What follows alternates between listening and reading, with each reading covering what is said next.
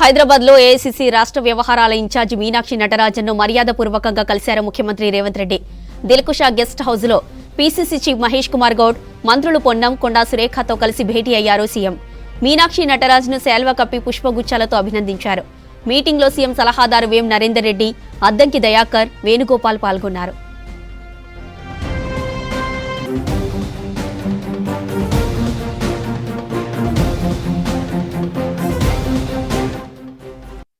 भारत निर्माण का सपना राहुल जी का है, उस सपने को साकार करने की दिशा में काम. Thank you.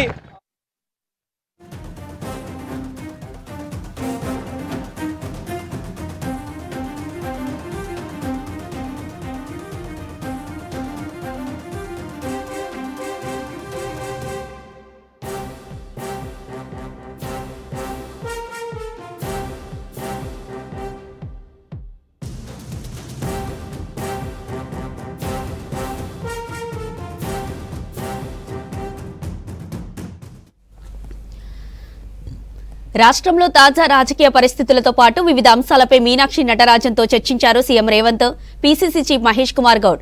నిన్న జరిగిన ఎమ్మెల్సీ ఎన్నికలతో పాటు రాష్ట్రంలో పార్టీ బలోపేతంపై డిస్కస్ చేశారు. ఇక మధ్యాహ్నం 2 గంటలకు గాంధీ భవన్లో జరిగే పీసీసీ విస్తృత స్థాయి సమావేశానికి అటెండ్ కానున్నారు మీనాక్షి నటరాజన్.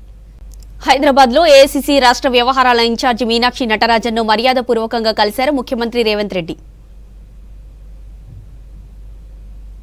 टास्क क्या है आपके पास अभी? मुझे संगठन के कार्यकर्ता के तौर पर काम करने का मौका दिया गया है और मेरा प्रयास होगा कि हमारे कार्यकर्ता जो संवैधानिक मूल्यों के हिसाब से भारत निर्माण का सपना राहुल जी का है, उस सपने को साकार करने की दिशा में काम. Thank you. ఇది జనరల్ ప్రాంతంలో దిల్కుషా గెస్ట్ హౌస్ లో పీసీసీ చీఫ్ మహేష్ కుమార్ గౌడ్, మంత్రులు పొన్నం, కొండా సురేఖతో కలిసి భేటీ అయ్యారు సీఎం. మీనాక్షి నటరాజన్ను శాల్వా కప్పి పుష్పగుచ్చాలతో అభినందించారు. మీటింగ్లో సీఎం సలహాదారు వేం నరేందర్ రెడ్డి, అద్దంకి దయాకర్, వేణుగోపాల్ పాల్గొన్నారు. ఇక రాష్ట్రంలో తాజా రాజకీయ పరిస్థితులతో పాటు వివిధ అంశాలపై మీనాక్షి నటరాజన్తో చర్చించారు CM Revanth, PCC chief Mahesh Kumar Goud. నిన్న జరిగిన ఎమ్మెల్సీ ఎన్నికలతో పాటు రాష్ట్రంలో పార్టీ బలోపేతంపై డిస్కస్ చేశారు.